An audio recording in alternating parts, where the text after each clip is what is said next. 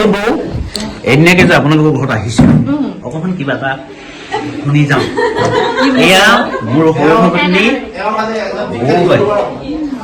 বৌ পৰিচয়টো দি দিয়ক নামটো কৈ দিলে ভাল লাগিব কওক মোৰ নাম ৰেখামণি ফুকন মোৰ ঘৰ মাকুম বালিজান হয় আৰু এতিয়া পৰিয়ালত কিমান থাকে আমাৰ পৰিয়ালত আমি 4টা আছো ছোৱালী 2জনী ল'ৰা এটা আৰু মই আছো মালিক অলপ আগতে ঢুকালে এক্সিডেণ্ট দেখি ঢুকালে আপোনাৰ ছোৱালী 2গৰাকী কৈছে ন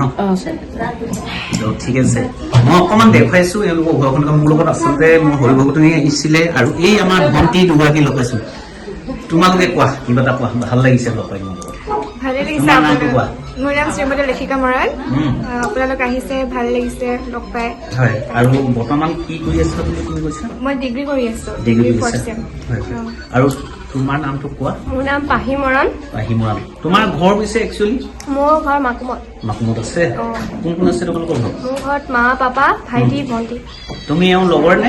একেলগতে ডিউগুইতে ওমেন্স কলেজতে ঠিক আছে আৰু বাকী কেইগৰাকীতো আপোনালোকক নকলেও হ'ব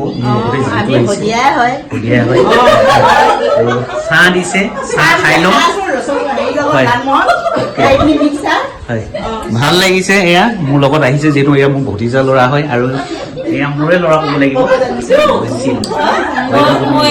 আৰু এয়া মোৰ পৰিবাৰ দেই এইফালে এওঁক নোকোৱাকৈ থাকিলে বেয়া হ'ব এওঁ মোৰ পৰিবাৰ এয়া মোৰ ভতিজা বোৱাৰী অৰ্থাৎ এইফালে আমাৰ দেউৰীজনী তো খুবেই ভাল লাগিলে আচলতে থাকিব লাগে স্মৃতি হিচাপে যিহেতু প্ৰথম দিনৰ কাৰণে আহিলো খুব ভাল লাগিছে বৌ আপোনাক লগ পাই ঠিক আছে